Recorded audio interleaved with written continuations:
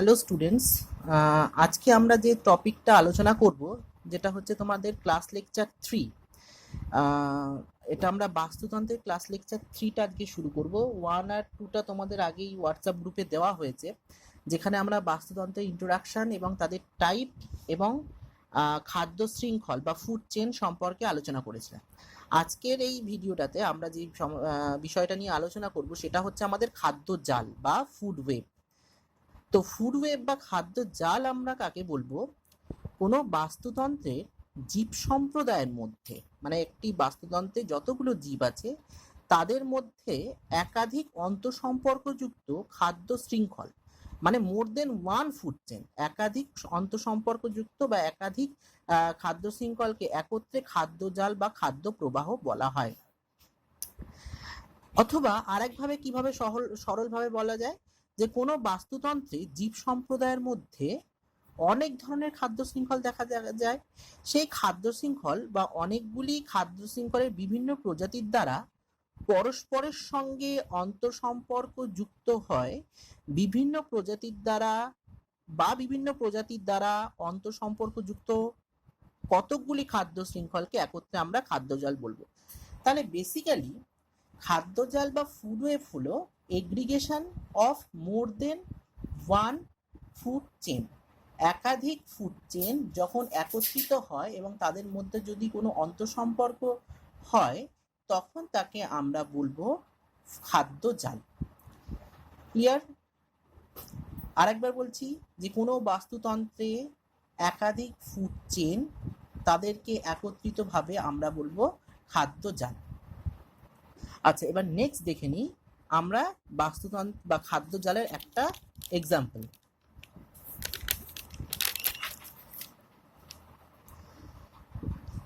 তো এইখানে আমি দেখাচ্ছি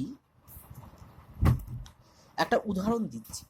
একটা তৃণভূমি যদি আমরা বাস্তুতন্ত্রকে দেখি বা একটা তৃণভূমির যদি আমরা বাস্তুতন্ত্রকে স্টাডি করি, তাহলে তৃণভূমির বাস্তুরীতিতে ঘাসকে কেন্দ্র করে মোট 5টি খাদ্য শৃঙ্খল গড়ে উঠেছে। একটা ঘাস বা ঘাসকে কেন্দ্র করে আমার কি 5টি খাদ্য শৃঙ্খল গড়ে উঠেছে। তৃণভূমির রীতিতে দেখতে পাচ্ছি আমরা ঘাসকে কেন্দ্র করে মোট 5টি খাদ্য শৃঙ্খল গড়ে উঠেছে। সেগুলো কি কি না, প্রথমে দেখা যাচ্ছে ঘাস, তারপর সেখান থেকে ঘাস ইজ আ প্রডিউসার বা উৎপাদক, যেটা সূর্যের আলোকে সরাসরিভাবে আবদ্ধ করতে পারে। সেখান থেকে ডাইরেক্ট কনজিউম করছে কে না, ঘাস ফড়িং, যেটাকে আমরা বলি প্রথম শ্রেণীর খাদ্য। তারপরে দেখা যাচ্ছে আমরা বাজ পাখি, যেটা কাকে এনগালফ করছে, বাজ পাখি ঘাস ফড়িংকে এনগালফ করছে বা খেয়ে নিচ্ছে। নেক্সট 2 নম্বরে সেই একইভাবে ঘাস, তারপর ঘাস ফড়িং, সেখান থেকে গিরগিটি। এখানে গিরগিটিটা ইনক্লুড হয়েছে। ঘাসটা হচ্ছে এখানে তোমার প্রডিউসার, দেন ঘাস ফড়িং হচ্ছে তোমার প্রাইমারি কনজিউমার, গিরগিটি হচ্ছে সেকেন্ডারি কনজিউমার, আর বাজ পাখি হচ্ছে আমার টার্সিয়ারি কনজিউমার। আচ্ছা, 3 নম্বরে আমরা দেখতে পাচ্ছি আবার ঘাস থেকে শুরু হচ্ছে, কারণ আমরা জানি যে তৃণভূমির বাস্তুতন্ত্রে মেন প্রডিউসার হচ্ছে ঘাস, তারপর সেখান থেকে খরগোশ প্রথম শ্রেণীর খাদক, তারপর সেখান থেকে বাজ পাখি, এটা হচ্ছে সর্বোচ্চ খাদক। নেক্সট হচ্ছে ঘাস, সেখান থেকে ইঁদুর, সেখান থেকে বাজ পাখি, তারপরে ঘাস, ইঁদুর, সাপ এবং বাজ পাখি। তাহলে এই 5টা উদাহরণে আমরা দেখতে পাচ্ছি যে প্রডিউসার প্রত্যেকটা ক্ষেত্রে বা 5টা এক্সাম্পলে আমরা দেখতে পেলাম প্রডিউসার হচ্ছে ঘাস আর সর্বোচ্চ খাদক হচ্ছে বাজ পাখি। তো এইভাবে একটা খাদ্য শৃঙ্খল, তার মানে এখানে আমরা দেখতে পাচ্ছি 5টা ফুড চেন আছে এবং 5টা ফুড চেনের মধ্যে first and the last member will be same, প্রথম এবং শেষ মেম্বারটা সেম, এবং মাঝের এইগুলো কি হচ্ছে, চেঞ্জ হচ্ছে। তো তার মানে কি বলতে চাইছি যে একাধিক খাদ্য শৃঙ্খল নিজেদের মধ্যে একটা অন্তঃসম্পর্কের সৃষ্টি করছে, যেটাকে আমরা বলবো খাদ্য জাল। ওপরের খাদ্য শৃঙ্খলগুলি সবগুলিতেই আমরা দেখতে পাচ্ছি উৎপাদক ঘাস, যেটা বললাম, এবং সর্বোচ্চ খাদক হচ্ছে বাজ পাখি। সুতরাং ঘাস এবং বাজ পাখি পরস্পরের সঙ্গে 5টি খাদ্য শৃঙ্খলের দ্বারা যুক্ত হয়ে পরপর 5টা খাদ্য শৃঙ্খলের সাথে যুক্ত হয়ে গিয়ে একটা খাদ্য জাল বা খাদ্য প্রবাহ তৈরি করেছে। খাদ্য জালকে আর একটা নাম বলা হয় খাদ্য প্রবাহ বা ফুড ওয়েব। আচ্ছা, এবার আমরা দেখে নেব আমরা আগের দিন যেটা পড়েছিলাম খাদ্য শৃঙ্খল এবং খাদ্য জাল, এই দুটোর মধ্যে পার্থক্য কি কি। আমি পার্থক্যগুলো জাস্ট সংক্ষেপে একটু বলে দিচ্ছি। যে এইখানে আমি দেখতে পাচ্ছি যে আমি লিখে রেখেছি খাদ্য শৃঙ্খল, that is food chain versus খাদ্য জাল। কি না, তার প্রথম পয়েন্টটা হচ্ছে যদি আমি কনসিডার করি অ্যাজ আ ফুড চেন বা খাদ্য শৃঙ্খল, সেই খাদ্য শৃঙ্খলের ক্ষেত্রে দেখতে পাই আমরা, যা আগের দিন পড়েছিলাম যখন, যে খাদ্য শৃঙ্খলের ক্ষেত্রে প্রথমে উৎপাদক খাবারটা তৈরি করলো, তারপর সেখান থেকে প্রাথমিক খাদক, গৌণ খাদক, প্রগৌণ খাদক হয়ে সর্বোচ্চ খাদক অবধি গেল। সরি, মানে হচ্ছে উৎপাদক খাবার তৈরি করলো সূর্যকে আবদ্ধ করে, বা সূর্যের শক্তিকে নিয়ে, এবং সেই খাদকটা পরবর্তী পরবর্তী জীবদের মধ্যে গিয়ে সেটা কি করছে, শক্তির প্রবাহ করছে, পরবর্তী জীবদের মধ্যে গিয়ে সেটা শক্তির প্রবাহ করছে। তো এখানে একটি সরল একমুখী খাদ্য শৃঙ্খলের বাস্তুতন্ত্রের খাদ্য শক্তির প্রবাহ একমুখী হয়। আমরা দেখেছি যে উৎপাদক থেকে ক্রমপর্যায়ে প্রাথমিক শ্রেণীর খাদক, তারপর গৌণ খাদক, প্রগৌণ খাদক হয়ে সর্বোচ্চ খাদকে গিয়ে শেষ হয়। এবার খাদ্য জালে কি হচ্ছে না, পরস্পর সম্পর্কযুক্ত একাধিক খাদ্য শৃঙ্খলের মধ্যে খাদ্য শক্তি প্রবাহিত হয়। ওখানে একটা শৃঙ্খলের মধ্যে দিয়ে খাবার শক্তিটা ফ্লো করছিল, এখানে একাধিক খাদ্য শৃঙ্খলের মধ্যে, পরস্পর সম্পর্কযুক্ত একাধিক খাদ্য শৃঙ্খলের মধ্যে দিয়ে খাদ্য শক্তি প্রবাহিত হয়। 2 নম্বরে বলছে উচ্চ পুষ্টি স্তরের খাদকেরা নিচের পুষ্টি স্তরের প্রায় একই প্রকারের জীবদের খাদ্য হিসাবে গ্রহণ করে। যারা উচ্চ পুষ্টি স্তর যারা রয়েছে খাদকেরা, সেই সমস্ত খাদকেরা নিচের পুষ্টি স্তরে যারা রয়েছে, কম্পারেটিভলি লোয়ার, যারা প্রায় একই প্রকার জীবদের খাদ্য হিসাবে গ্রহণ করে। যেমন আমি একটু উদাহরণ দিই, উচ্চ শ্রেণীর খাদ্য যদি বাজ পাখি, তাহলে বাজ পাখিরা কাদের খাবার হিসাবে, ইঁদুর, খরগোশ, এই ধরনের নিম্ন শ্রেণীর গুলোকে, মানে ইঁদুর বেশি নেবে, খরগোশ বেশি নেবে, সে কিন্তু ঘাস ফড়িংকে ততটা বেশি প্রেফার করবে না। যদি না পায় তাহলে প্রেফার করবে, কিন্তু সে কখনো ঘাস খাবে না। তো এটাই বলতে চেয়েছি যে সর্বোচ্চ খাদক কখনো কি করতে পারে না, প্রডিউসারকে ডিরেক্টলি কনজিউম করতে পারে না। আচ্ছা, নেক্সট হচ্ছে 2 নম্বরে, এদিকে খাদ্য জালে উচ্চ পুষ্টি স্তরের খাদকেরা কি করে না, উচ্চ পুষ্টি স্তরের খাদকেরা নিচের পুষ্টি স্তরের বিকল্প নানা জীবদের খাদ্য হিসাবে গ্রহণ করতে পারে। খাদ্য জালের ক্ষেত্রে কিন্তু হবে না। খাদ্য শৃঙ্খল যেটা আমি যদি আমি এখানে দেখিয়েছিলাম যে বাজ পাখি একটা খাদ্য শৃঙ্খলে দেখাচ্ছে ঘাস ফড়িংকে খাচ্ছে, আর একটা খাদ্য শৃঙ্খলে আমরা দেখতে পাচ্ছি খরগোশকে খাচ্ছে, আর একটা খাদ্য শৃঙ্খলকে দেখছি আমরা ইঁদুরকে খাচ্ছে। তাহলে these are individual food chain, but in case of food ওয়েবের ক্ষেত্রে যখন আমরা কনসিডার করব, আগের যে 5টা আমি দেখালাম এক্সাম্পলে, সেখানে দেখতে পাচ্ছি যে বাজ পাখি, ঘাস ফড়িং, খরগোশ, ইঁদুর, সাপ, এই সমস্তগুলোকেই অ্যাজ আ কনজিউম, এগুলোকে সবগুলোকেই কনজিউম করছে। পৃথক খাদ্য শৃঙ্খলের উপস্থিতি বাস্তুতন্ত্রের খাদ্য শৃঙ্খলের স্থিতিশীলতা হ্রাস করে। পৃথক খাদ্য শৃঙ্খলের উপস্থিতি বাস্তুতন্ত্রের খাদ্য শৃঙ্খলের স্থিতিশীলতা হ্রাস করে, আর অন্তঃসম্পর্কযুক্ত খাদ্য শৃঙ্খলগুলি বাস্তুতন্ত্রের খাদ্য শৃঙ্খলের স্থিতিশীলতাকে বৃদ্ধি করে। যদি খুব পৃথক, মানে suppose we consider only a single food chain, যদি 5টার মধ্যে আমরা একটা সিঙ্গেল ফুড চেনকে কনসিডার করি, তাহলে তার উপস্থিতির ক্ষেত্রে দেখতে পাবো বাস্তুতন্ত্রের খাদ্য শৃঙ্খলের স্থিতিশীলতা হ্রাস পায়, মানে স্থিতিশীলতা ক্রমশ কমতে থাকে। কিন্তু যদি আমি ফুড ওয়েব কনসিডার করি আন্তঃসম্পর্কযুক্ত খাদ্য শৃঙ্খলের মধ্যে, তাহলে স্থিতিশীলতা কি হবে, বৃদ্ধি পাবে। তারপরে হচ্ছে একই প্রজাতিভুক্ত জীবদের মধ্যে প্রতিযোগিতা লক্ষ্য করা যায় না। আমরা যদি খাদ্য শৃঙ্খল দেখি, সেখানে একই প্রজাতিভুক্ত জীবদের মধ্যে কোনো কি হবে, কম্পিটিশন হবে না, যদি আমরা একটা খাদ্য শৃঙ্খলকে কনসিডার করি। কিন্তু একই বা ভিন্ন প্রজাতিযুক্ত জীবদের মধ্যে প্রতিযোগিতা লক্ষ্য করা যায়, কার ক্ষেত্রে না, খাদ্য জালের ক্ষেত্রে। তাহলে এইগুলো হচ্ছে একটা খাদ্য শৃঙ্খল এবং একটা খাদ্য জাল, তার মধ্যে বেসিক কিছু ডিফারেন্স হচ্ছে এই সমস্তগুলো যেগুলো আমরা আলোচনা করলাম। আচ্ছা, নেক্সট এবার আমরা দেখে নেব যে খাদ্য শৃঙ্খলের গুরুত্ব, মানে কেন এই খাদ্য শৃঙ্খল আমরা পড়বো, খাদ্য শৃঙ্খলের গুরুত্ব কি, কি জন্য আমরা খাদ্য শৃঙ্খলটাকে স্টাডি করব। আচ্ছা, প্রথমত স্টাডি বলো আর খাদ্য শৃঙ্খলের মানে প্রকৃতিতে তার অবদান কি, সেটা দুটোর জন্যই আমাদের পড়তে হবে।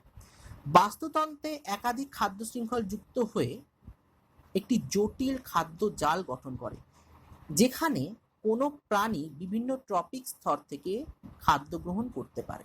আমরা আগেই দেখলাম যে 5টা খাদ্য শৃঙ্খল মিলিয়ে একটা খাদ্য জাল তৈরি করা হয়েছে। তার মানে কি হলো না, বাস্তুতন্ত্রে একাধিক খাদ্য শৃঙ্খল যুক্ত হয়ে যায়, যুক্ত হয়ে গিয়ে একটা জটিল খাদ্য জাল গঠন করে।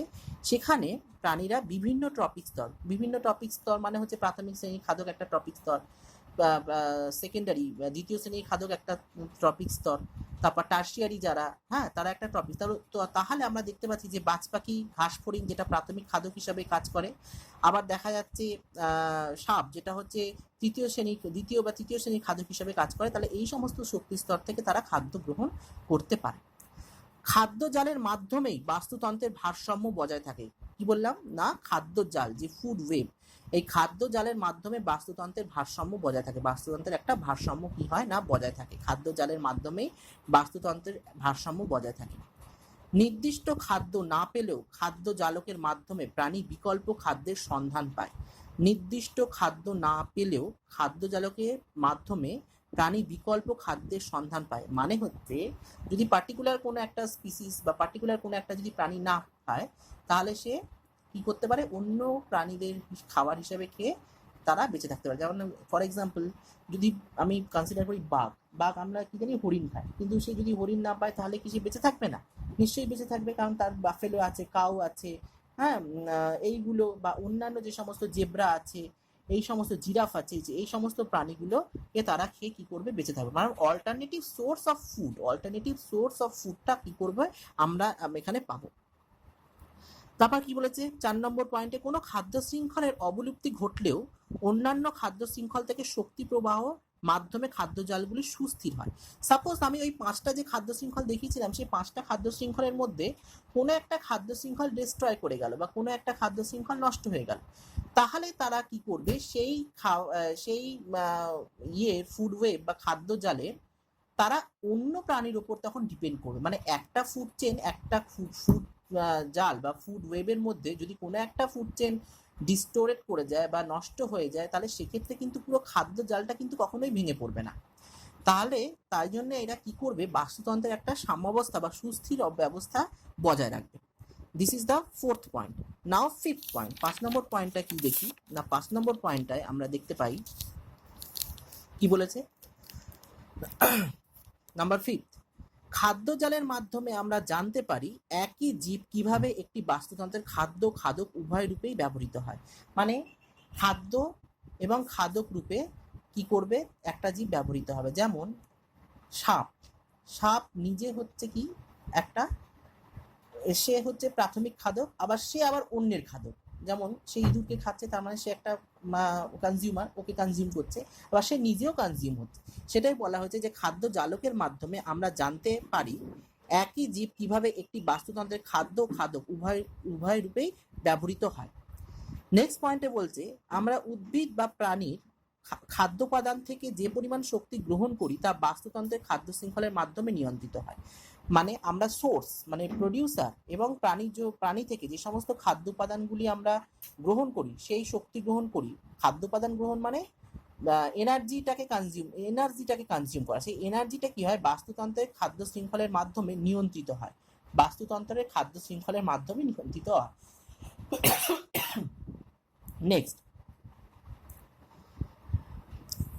ইকোটক্সিকোলজি মানে হচ্ছে যেখানে আমরা ইকোলজির যে ব্রাঞ্চে বিভিন্ন টক্সিক মেটেরিয়াল নিয়ে আমরা আলোচনা করব বা পড়াশোনা করব, সেটাকে বলবো ইকোটক্সিকোলজি। সেখানে গবেষণায় দেখা গেছে বা সেখানে গবেষণাতে যেখানে খাদ্য শৃঙ্খল একটি গুরুত্বপূর্ণ ভূমিকা পালন করে। কি ভূমিকা পালন করে না, সেইখানে বায়োম্যাগনিফিকেশন সম্পর্কিত ভিন্ন পথ সম্পর্কে সন্ধান পাওয়া যায়। বায়োম্যাগনিফিকেশন কি না, আমরা আগেই বলেছি যে যখন কোনো হেভি মেটালস বা খুব ক্ষতিকারক পদার্থ যখন পরিবেশের মধ্যে অ্যাকুমুলেট হয়, তো সেইগুলো প্রথমে প্রডিউসাররা কনজিউম করে। বা যদি আমরা ইয়ের ক্ষেত্রে দেখি, প্লান্টসের ক্ষেত্রে, তাহলে সেখানে প্রডিউসার বা পুকুরের বাস্তুতন্ত্রের ক্ষেত্রে যারা ফাইটোপ্ল্যাঙ্কটনসগুলো আছে, সেইগুলোর মধ্যে তাদের মধ্যে অ্যাকুমুলেট হয় হেভি মেটালসগুলো, তারা অ্যাবজর্ব করে ফেলে, ফলে অ্যাকুমুলেট হয়। সেই হেভি মেটালসটা তারপরে প্রাথমিক খাদ্য, গৌণ খাদ্য, পরবর্তী খাদ্যস্তর বা পরবর্তী ট্রপিক লেভেলে তারা কি করে না প্রবাহিত হয়। সেই প্রবাহর ফলে কি হয় না, হেভি মেটালসগুলো একটা শক্তি স্তর থেকে আরেকটা শক্তি স্তরে গিয়ে অ্যাকুমুলেট হওয়ার পরে তাদের মধ্যে সেই হেভি মেটালসের বিভিন্ন টক্সিক রিয়াকশনস আর টক্সিক সিমটমস তাদের ক্ষেত্রে দেখা যায়।